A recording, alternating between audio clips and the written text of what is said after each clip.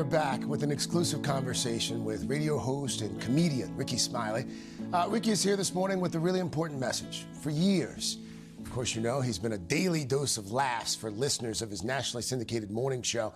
Well, today, Rickey is speaking out on television for the first time about his son, Brandon. Brandon died on January 29th, and his dad is here this morning to talk, first of all, about how he and his family are coping and about some important warnings for parents as well.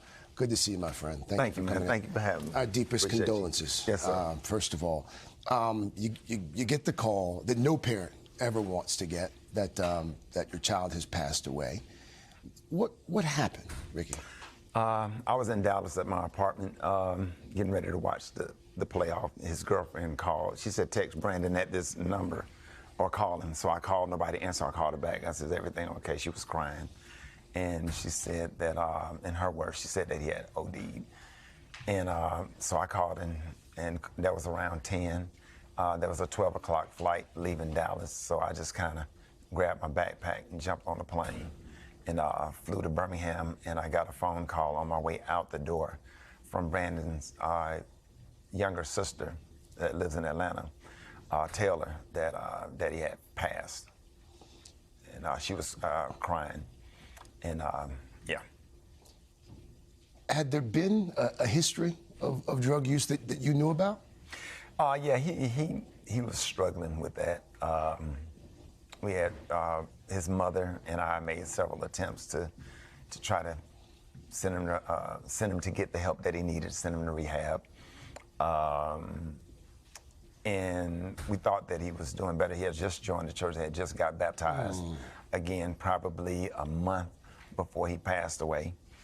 And, you know, he went in, he used, and it killed him. But we haven't got a toxicology report yet. So this is just what we're speculating according to his girlfriend who found him unresponsive.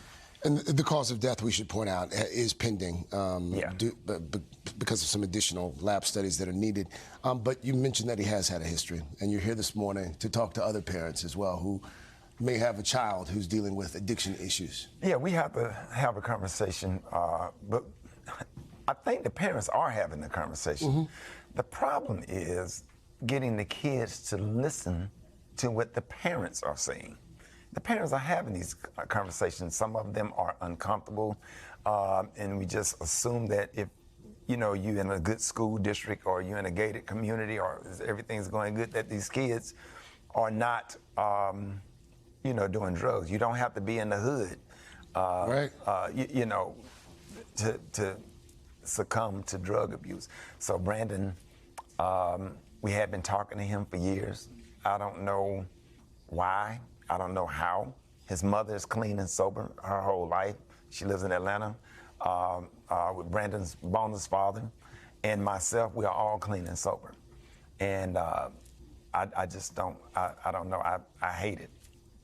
What was he like for folks? Fun. For folks who didn't know him. Yeah, fun, funny. Always the leader. Always the prankster. This picture right here. I was surprised him that weekend. Took him to Busch Garden that weekend on the plane there. We were flying out to L.A. when I was taping BET Comic View, graduation. He was a great kid. He came to live with me at the end of his 8th grade year. I wanted to, have an opportunity to see him into his manhood.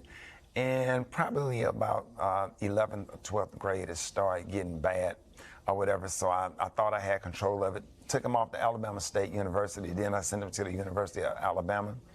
After that, he started doing comedy. He started doing stand-up comedy. He wanted to be like Dad. Yeah, he was getting, he was doing some stuff with Roy Wood Jr. from Saturday Night Live, who's also from Birmingham. He had some wonderful opportunities. I had him on stage when he was 7 years old. He wanted to perform.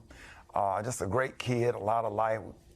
Every amusement park in the country, he loved roller coasters.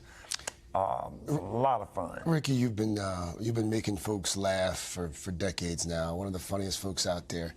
How are you? How are you holding up in this moment? I just have to. I'm doing good. God had kind of gave me a sense that, that I'm shocked but not surprised. or whatever. I understand what's out there. Yeah. I understand what's going on, and God just kind of showed me some things. So I was deep inside kind of prepared for it, you know, but at the same time, when it happens, you can never be prepared because that's your child.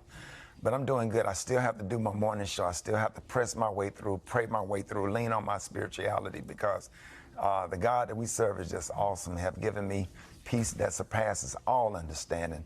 And if anything make me cry, it's God's goodness, to be able to get out of the bed, to be able to do my morning show, to be able to protect the rest of my kids, my grandkids, and the rest of my family. So I just thank God for his grace and his mercy. Take care of yourself, okay? Yes, sir. Thank you. Thank you.